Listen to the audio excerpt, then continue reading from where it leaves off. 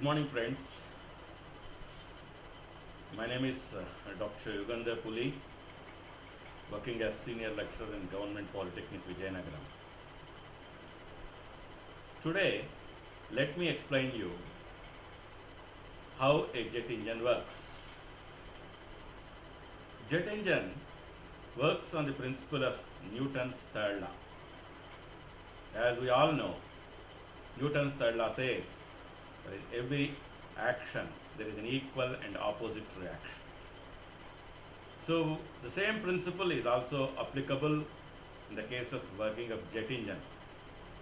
So let me explain you how it works and how it looks like. Other things I will tell you in detail now. So the diagram shows various parts of a turbojet engine. Just now I told you it works on the principle of Newton's third law.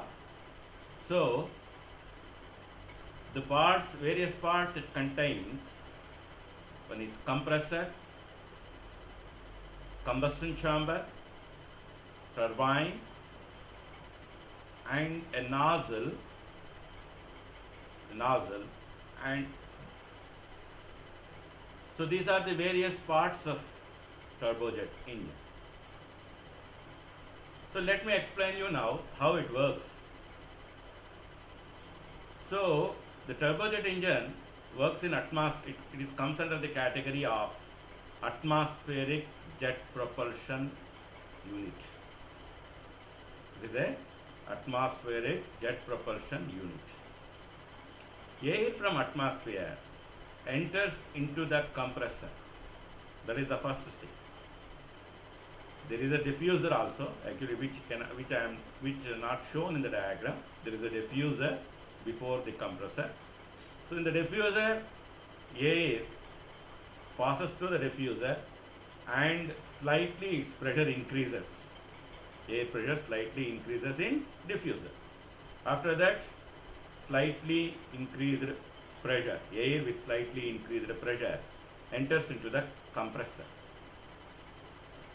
As we all know, compressor compresses the air so that pressure increases from low level to high level. So as the air passes through the compressor, its pressure increases up to 3.5 bar.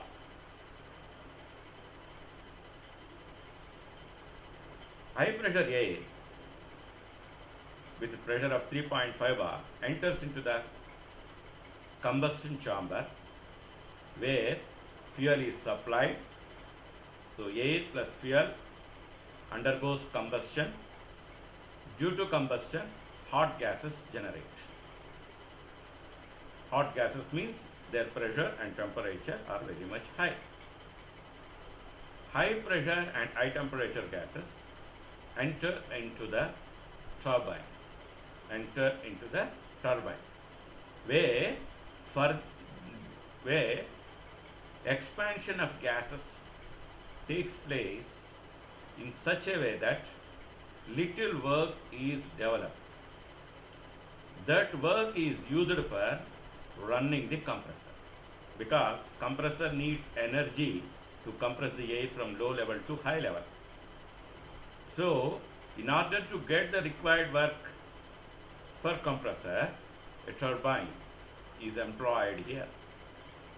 The turbine, in the turbine, the high pressure, high temperature gases coming out of the combustion chamber, they expand slightly,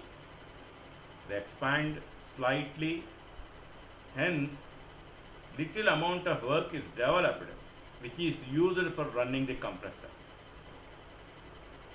After little expansion in the turbine, the compressed air passes into the atmosphere through nozzle. So in the nozzle, what happens? The high pressure, high temperature air is its pressure and high pressure, high temperature air is converted into high velocity air, high velocity gases. high velocity gases. Those gases left into the atmosphere through jet pipe. Here they are saying as jet pipe. Jet pipe means here it is nozzle actually. So they left it to atmosphere through the nozzle. The basic purpose of nozzle is to increase kinetic energy at the expense of pressure energy. So high pressure, high temperature gases coming out of turbine passes into the nozzle where its velocity increases. So with very high velocity, supersonic velocity, the gases left the unit from the back side, and the unit, the entire jet propulsion, jet turbine, jet engine gets the propulsive force in the opposite direction.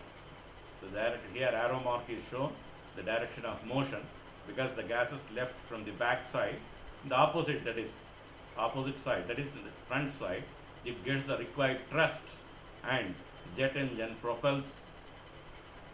gets the required propulsive force and moves ahead with velocity with which the gases are left into the atmosphere.